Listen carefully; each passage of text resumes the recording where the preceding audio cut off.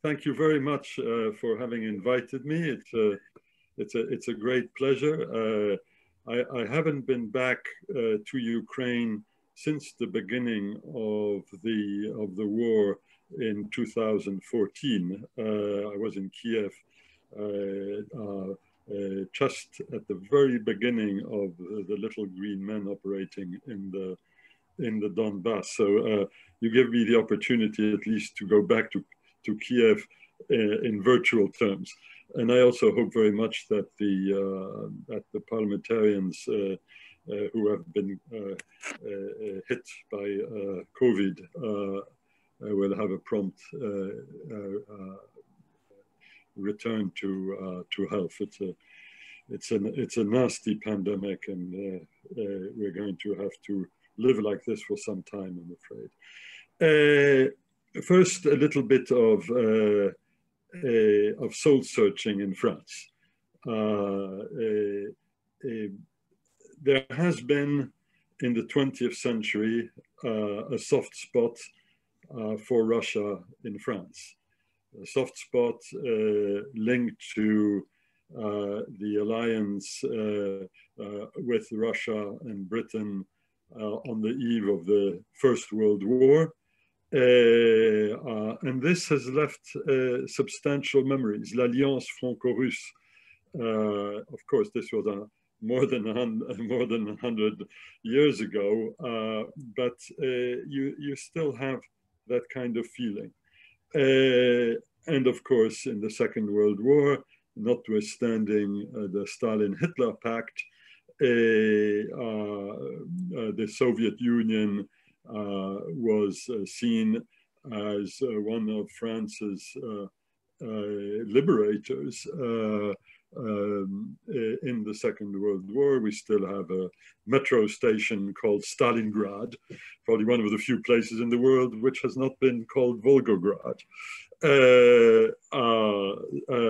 And you have had also during the immediate post-Cold War period, when Russia was down, if not out, you had a period during which there was little penalty and little risk to operate with Russia when there were reasons to do so, particularly at the time of the Iraq War, 2003, where Paris was the driving force of the No coalition, along with Berlin and Moscow. That was then. Then came the war in Georgia. Now, Georgia was not a turning point in terms of the relationship with Russia. The Russians, of course, behaved badly, but they were not seen as having behaved effectively. Russian military reform had not yet seriously kicked in, and the French found a useful role in terms of mediating between Moscow and Tbilisi. So here again, the French-Russian relationship was actually seen by just about everybody as having been a useful relationship. When Russian tanks were literally 65 kilometers away from Tbilisi, the fact that the French were in a position to broker a ceasefire came in pretty useful. Then 2009, Joe Biden comes to Munich shortly after the inauguration of Obama, and he gives his big speech on the reset.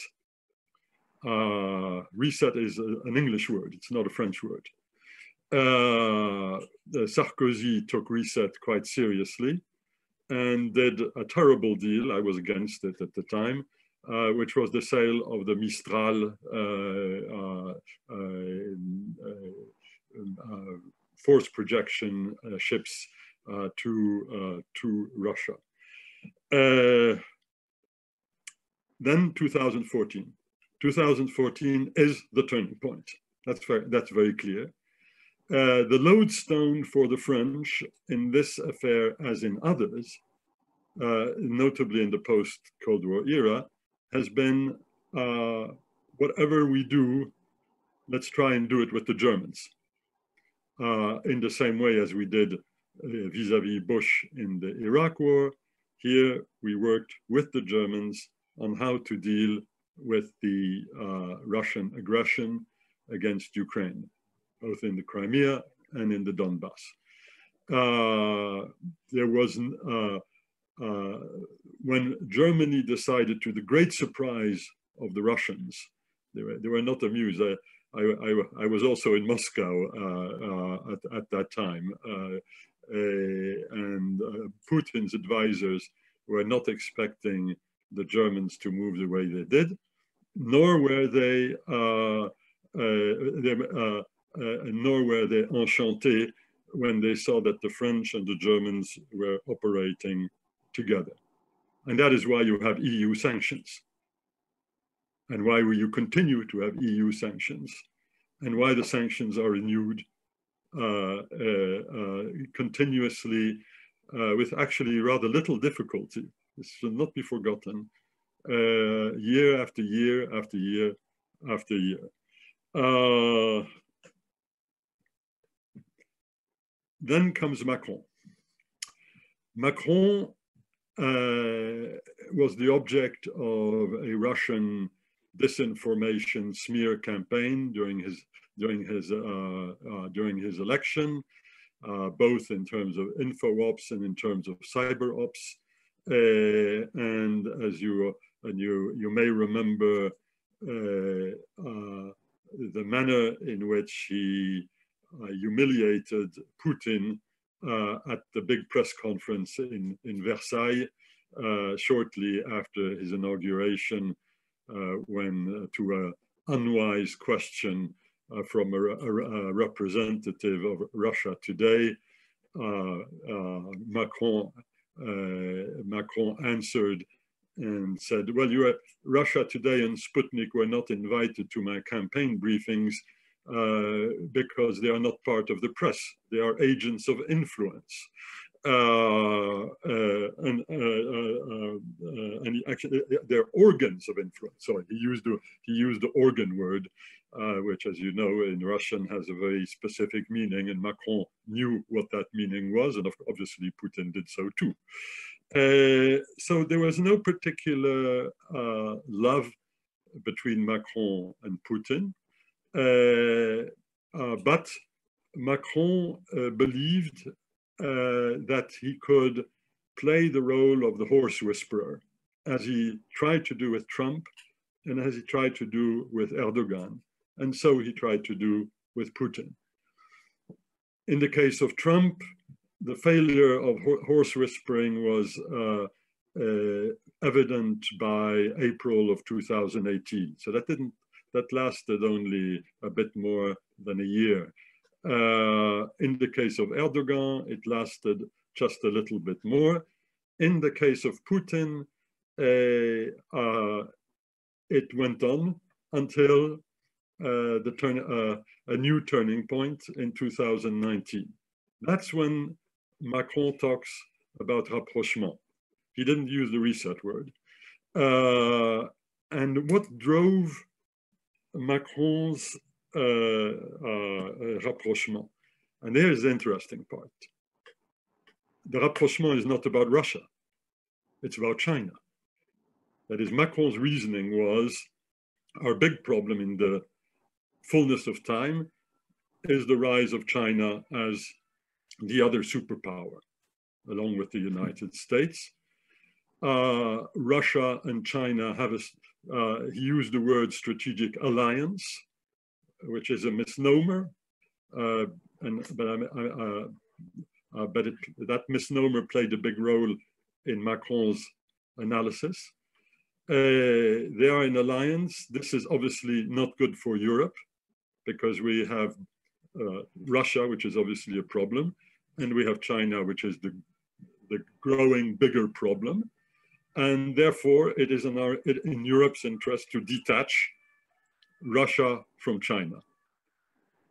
the analysis, once again, was not Russia-driven, it was China-driven.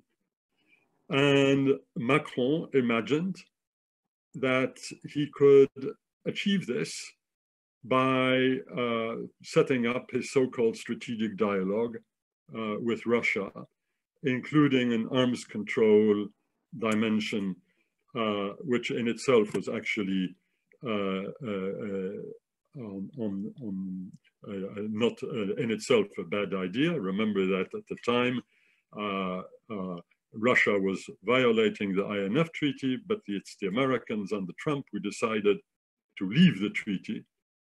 And so giving the Russians the perfect pretext to get entirely rid of a treaty which Putin had never liked. Putin in Munich in 2007 had been very clear about the INF treaty. But as he said, this is not that he was not happy with the treaty. So Macron had this belief, this analysis from which he drew a conclusion, but the reality principle then intervened. And Macron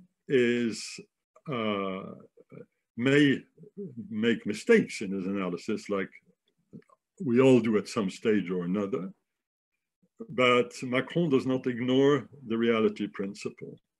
And what became fairly rapidly evident after a few months was that there was no acceptable progress in terms of the Ukrainian account, if I can call it that, and there was no progress on the arms control side of things either. By the beginning of this year, it was clear that this strategic dialogue was not happening. And the Navalny, the attempt to assassinate Navalny gave an excellent reason for Macron to be able to essentially pull the plug out of the dialogue by adjourning sine die, the 2+2 meeting between the foreign ministers and the defense ministers of the two countries, which was supposed to have been held about a week after Navalny's poisoning. That is one dimension, Chinese dimension, I can put it that way. Now you have another dimension which has to be taken into account, which does not slot into the strategic dialogue category with Russia, but which will play a role in the coming months, possibly years, and that is the Turkish problem. As you all know, France has decided to support Greece and Cyprus, two fellow members of the European Union, threatened by Turkish policies in terms of territorial waters, maritime issues, energy issues, and so on. And of course, France also found herself at loggerheads with Turkey in Libya, on the one hand, and in Syria on the other, where France, like the US, had supported the local Kurds, who had played a major role and continue to play a major role in the fight against Daesh in Syria. And we found on our way our Turkish friends operating in a manner which was definitely not friendly. How does that mesh in with the Russian problem? Well, in the case of Libya, the Russians were on the same side as the French were. Well, Russia in this case meant Wagner. And when it became clear that the Turkish supported side in Libya was getting the upper hand, the Russians withdrew most of their assets from Libya, and the French became a bit more careful. There was we came very close to a naval clash in close to Libyan waters when one of the Turkish ships painted one of the French frigates with its fire control radars. And of course, the crisis between the EU and Turkey is definitely not over. I add on to that the appearance of another conflict which heated up recently, which is the Nagorno-Karabakh conflict, in which Turkey is supporting Azerbaijan, and where the French have a long-standing, close relationship with Armenia. We have a very large Armenian diaspora in France. About 400,000 Armenians came to France after the First World War, settled in, became extremely hardworking, and very deeply integrated members of the French Republic. But clearly on Nagorno-Karabakh, we were not going to be on the side of the Turks. And therefore the French and the Russians have tended to operate in consultation, in concert, along with the Americans, and more strangely with the Iranians. All of this, to cut a long story short and an unfinished story short, is that the French obviously have objective reasons to operate sometimes with Russia against what is perceived as a bigger evil. Think Syria, think Libya, think Nagorno-Karabakh. But the important thing, and notably vis-a-vis the events in Ukraine and close to Ukraine, is that if there had been illusions about strategic dialogue with Russia, I suspect that these have been cut down to size, that in a way which is to some extent comparable to what happened to Joe Biden's reset. You try these things because you think that the alternative is not as good, and you end up by discovering that actually this does not work. To end, I said the lodestone for France is that we operate with Germany. We operate with Germany, obviously, in the Minsk group. We have been operating together on sanctions. We have been obviously helpful in terms of the EU providing financial support to an extent which no other foreign power, including the United States, has been able to match. And of course, there was also the negotiation of the deep and comprehensive free trade agreement. So there we are. The French are probably more now in a realpolitik mode, in the good sense of the word, that is fewer illusions about what one can expect to get when one operates with the Russians. And when cooperation with the Russians may be useful, I'm thinking of Nagorno-Karabakh, this is not allowed to happen at the expense of other friends and partners.